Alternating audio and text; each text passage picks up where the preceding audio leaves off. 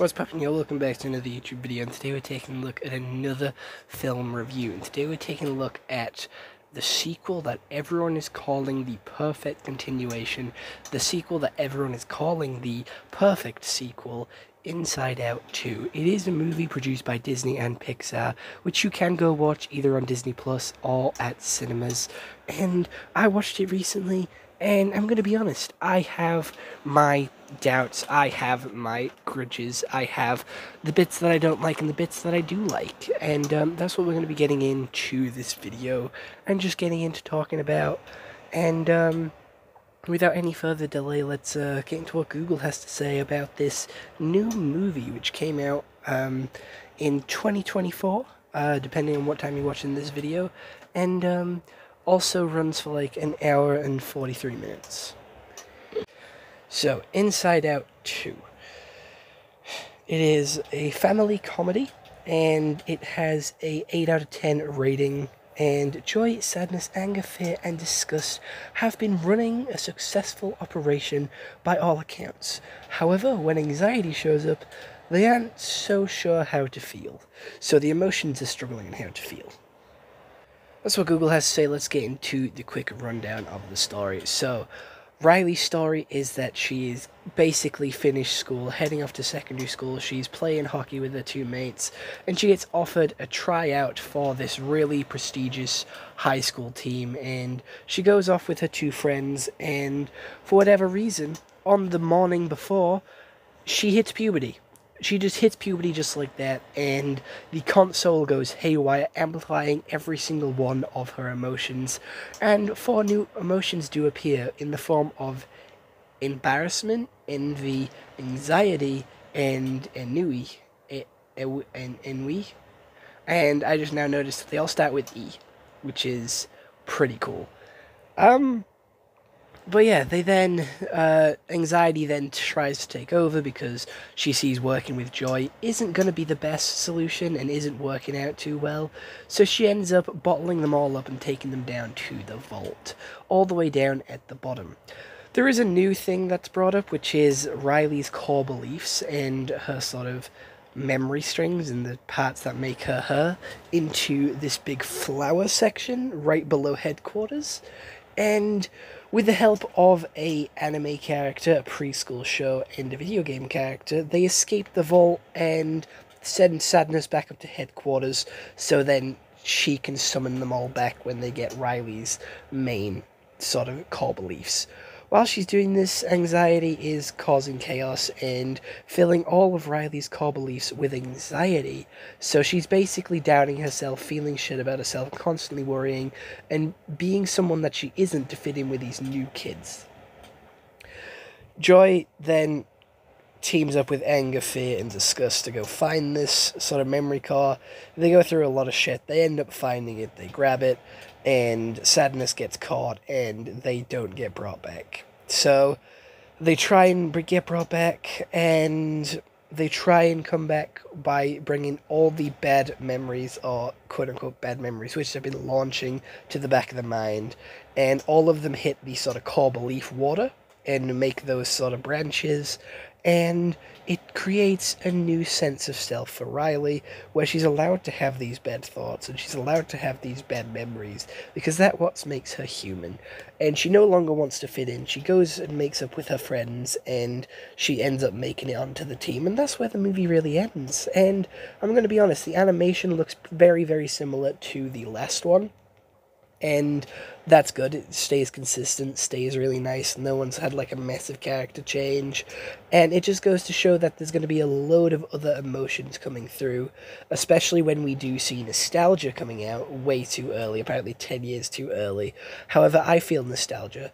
I'm like 20, and Riley's like something around the lines of like 14, 15, like 16 in this movie. So like 10 years later, that's like 25, 26, like that should be like another 3 years, but I already feel nostalgia. That's not too early.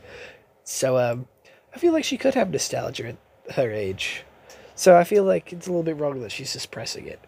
I feel like the movie also shows anxiety in a very bad light. Everyone has anxiety, everyone has struggles. It's just how about you manage it.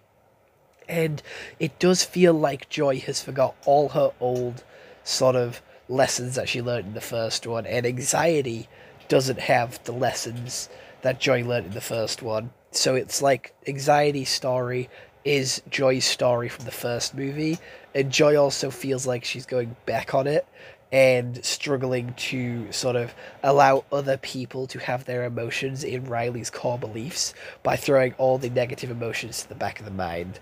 So it kind of feels like she hasn't fully learned her lesson from the first movie. And also, the story feels a lot less dramatic, that she's not going to get on this hockey team. Big deal. Not many people get on the hockey team in their first year. So she can always try again next year. It's not like a huge deal. You can go a year without being on the hockey team. I don't know, I just feel like the stakes for the first one, where she was like running away from home, were a lot higher. And obviously there isn't an easy way to top that. And I don't know, I feel like the three new emotions, obviously with envy and Nui and embarrassment, weren't that big parts of the movie and were very sort of sidelined and just shoved to the back, which, I don't know, them marketing these three new emotions as some of, like, the big ones, which are going to be very, like, up there and supposed to be, like, these new big emotions, they didn't really do much in the story. They just sort of followed Anxiety's lead and glazed Anxiety for, like, everything that she was doing. They were, like, very much on Anxiety's side and, like, following her, no questions asked, which I feel like you are your own feelings, right? You have your own feelings, because Joy cried and Joy got angry and Joy has all these confused emotions within herself, and they're like their own little people. I thought they was like always happy because that's what they're supposed to be. Like Joy should always be happy because she's joyful. But then again, I don't get why she shows other emotions. I mean, it gives her character a little bit more depth, but it goes against what she's supposed to be. She is the happy one. She's supposed to be happy. And then we see all the other emotions sort of swapping between each motion as well. And I kind of feel like that's mixing up emotions. Yes, it gives the characters a little bit more depth and it gives the writers something more to work with. But it kind of goes against the whole story and purpose of Inside Out by having each emotion have their own emotions. What if emotions had emotions? What the fuck? That's just like too many levels of deep for me to even bother figuring out. Bing Bong isn't in this movie either. I didn't expect him to be. I just thought it'd be like noteworthy that Bing Bong wasn't here. He was a pretty big part of the first one.